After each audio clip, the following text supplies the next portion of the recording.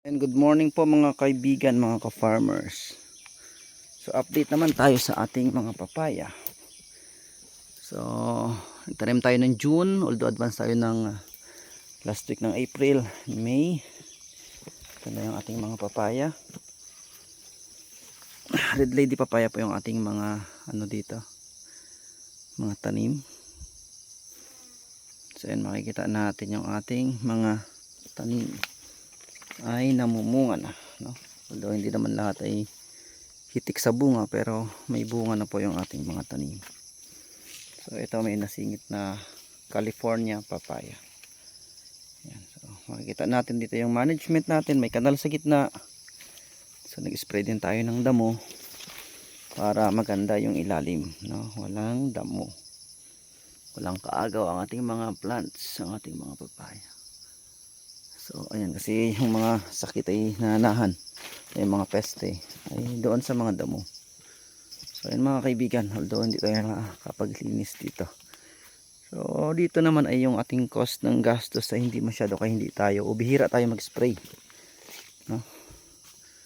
So may dalawa tayong pinalusot. So okay naman so far, pero siyempre makikita natin mayroong mga daan ng mga insekto dahil hindi nga na-sprayan.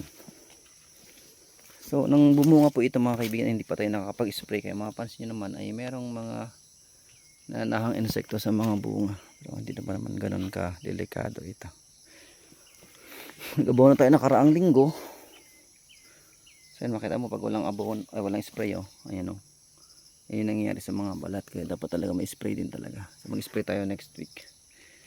So sa kabila, tingnan natin yung situation. Ito naman makikita natin na maraming may bunga.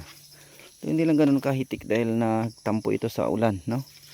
Yan, syempre yung ating abono ay paminsan-minsan lang, hindi tayo masyado nagbobomba ng abono, kaya siguro ay hindi naman ganun kalakas yung bunga.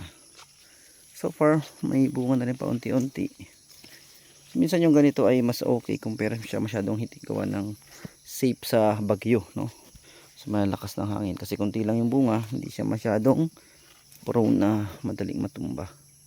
Pero syempre ang gusto natin sa ating farm ay maraming bunga, mabilis may balik yung punan at kumita. So mga kaibigan, sa naman ay nag-testing, no? Nagsubok tayo ng papaya farm. Ang target natin dito ay lakatan, no? Pero since ito muna yung papaya ang ating tinestingan, so okay naman. Although may iba na namatay dahil sa matinding pagbaha nakaraan. So far so good, ay okay naman yung performance ng ating mga tanim. Ayan. So ayan yung update natin mga kaibigan sa papaya farm natin. Siyempre iikot tayo mamaya dun sa kabilang side. Tingnan natin yung California papaya. So dito tingnan tayo, dito may mga hitik sa bunga dito sa kabila. Ayan, o. Grabe yung spray natin mga kaibigan. Tuyo talaga yung damo. Ito grabing hitik sa bunga tong mga puno dito banda. Ayan, o. Ang laki, o. Grabe mga kaibigan.